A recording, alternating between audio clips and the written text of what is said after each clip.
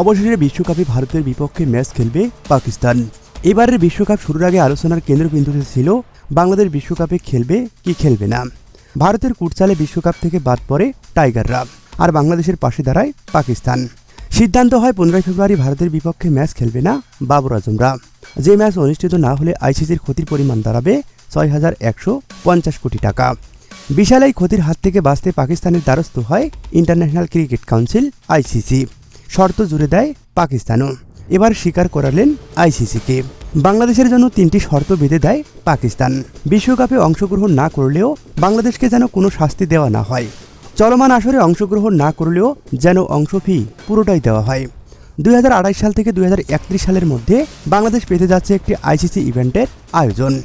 বাংলাদেশের জন্য পাকিস্তানের 3টি শর্ত মানতে রাজি হয়েছে আইসিসি। অর্থাৎ 2031 সালের মধ্যে বিশ্বকাপ আয়োজন করবে বাংলাদেশ। পরিশেষে ভারতের বিপক্ষে 15 ফেব্রুয়ারি ম্যাচ খেলবে পাকিস্তানও।